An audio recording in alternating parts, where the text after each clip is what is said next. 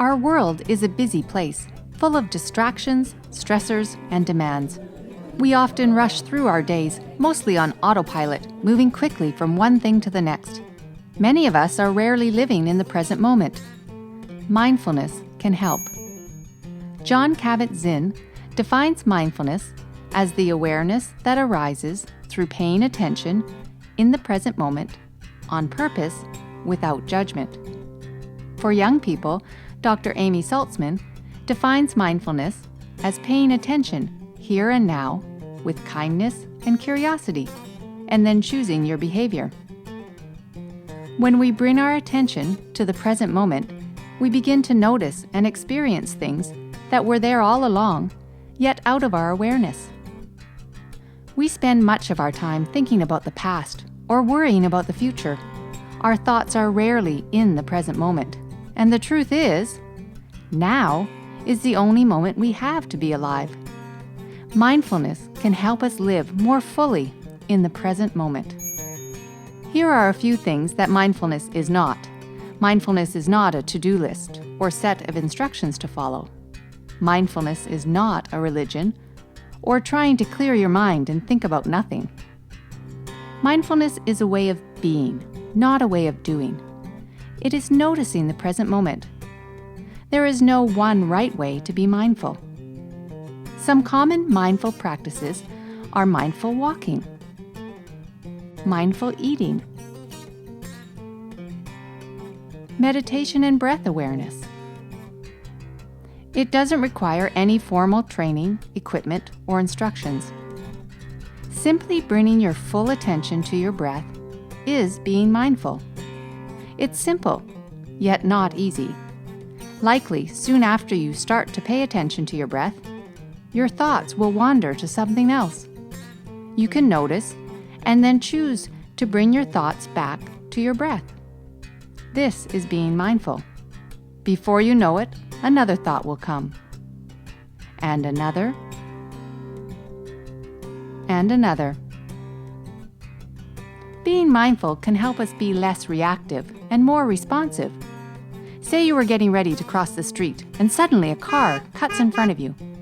You may react with a pounding heart, clenched fists, yelling, and a ton of negative thinking. Now imagine the same scene as you are at the crosswalk and a car cuts in front of you. This time, you choose to respond mindfully. You notice your heart racing and the negative thoughts brewing, and instead, you take a long, slow breath. Decide to be grateful, and then choose not to carry the negative thoughts with you into the rest of your day. Mindfulness helps us notice anger, anxiety, and stress, and it helps us respond wisely and kindly to ourselves, to others, and to situations.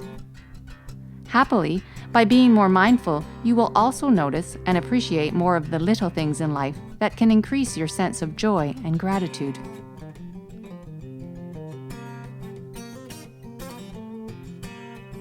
You may be more present with family and friends. Many people find that mindfulness helps them sleep better. The list of benefits associated with mindfulness is actually quite long. Why not try it right now? Take a moment to breathe in on purpose.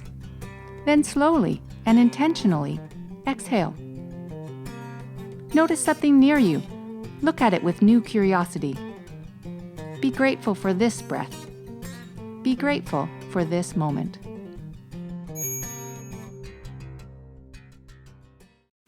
Hi, I'm Kristen Weens from North Star Paths and Long Story Shortz. Over the years, I've experienced the benefits of mindfulness firsthand in my life. When I take the time to slow down the pace of my life, take regular walks, reflect in my journal, and even just be with my breath, I notice the difference. I bring a calmer presence with me into schools and classrooms. I bring a calmer presence while I interact with students and colleagues. And when unexpected behaviors occur and problems and challenges present themselves, I'm able to respond with more kindness, more curiosity, and with more gentleness. I've also noticed that I find more things throughout the day to be grateful for, and I notice those small moments of joy that I might have otherwise missed.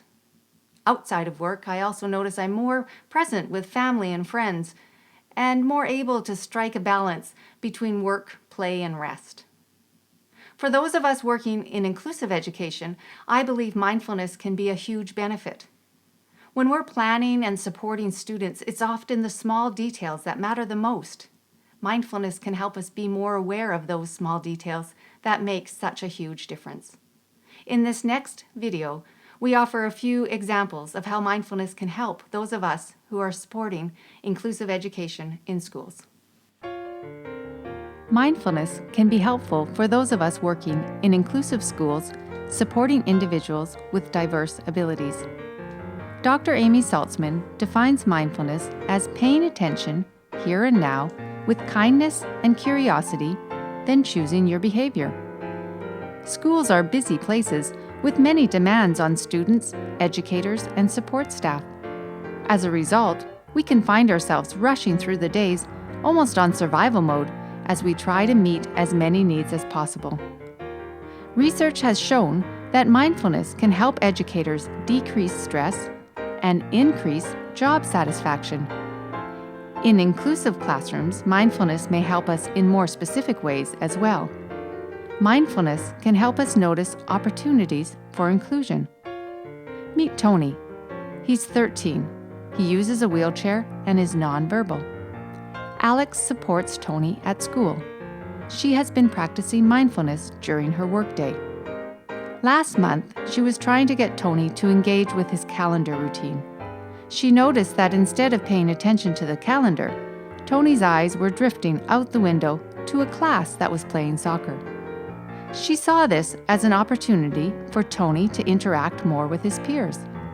Alex took Tony out to watch the rest of the game.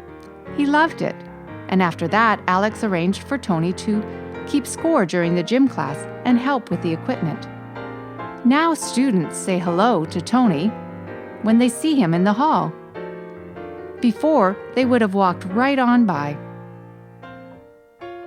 Mindfulness can help us notice stressors in the classroom environment.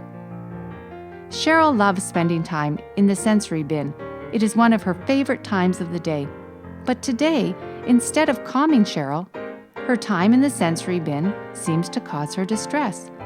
She is even shouting loudly at random times. Marianne is Cheryl's teacher. She offers Cheryl a choice of another activity. Cheryl insists she wants to stay with the bin. Marianne decides to take a breath and bring her awareness with curiosity to the here and now of the classroom. She notices that just before Cheryl shouts, someone in the next classroom coughs. It is very faint, but Marianne wonders if this is the cause of Cheryl's distress.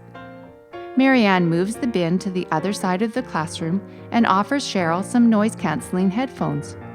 Cheryl calms almost immediately and finishes her time with the sensory bin. Mindfulness can help us notice subtle forms of communication. In her book, One Without the Other, Shelley Moore shares an example of how being mindful can help us notice nonverbal communication. Her student Daniel was sitting under the table flipping repeatedly through the pages of his dictionary. Daniel was deaf and blind, with just enough vision to see a bit from one eye. He also had Down syndrome and autism. She was the new teacher and wanted to connect with all her students. She was told Daniel liked math, so she grabbed a set of flashcards and crawled under the table. In truth, she didn't believe he would be able to do the math equations. She spent days flipping through the flashcards, talking to herself about math. All along, Daniel was flipping through his dictionary pages, completely ignoring her. Then one day, she placed yet another flashcard down in front of Daniel. Smack! Daniel's arm flew into her face. Shelley wasn't sure how to respond. Should she reprimand him? Call the principal? Or maybe celebrate that he initiated any contact at all? Then, an even more unexpected thing happened. As she turned back towards Daniel, she noticed something that she hadn't noticed until that moment. The flashcard read 20 plus 40, and Daniel was pointing to the page number 60 in the dictionary. Daniel had been answering the questions all along. In response to each flashcard, he answered with a dictionary page number. This one small, mindful moment revealed that he was communicating and processing cognitively. Shelley says her biggest lesson from this was a realization that we need to presume competence for all our students. Shelley Moore reminds us to look for strengths and ability in all students. Mindfulness can help. Mindfulness can increase our ability to be present, so we notice students' strengths, competencies, needs, and stressors. Mindfulness can help us respond to students with kindness and curiosity. Mindfulness can help us bring a calm presence into our classrooms. Thanks for watching. You can check out more of our videos at northstarpaths.com or subscribe to our YouTube channel and follow us on Twitter. Thanks for your support. northstarpaths.com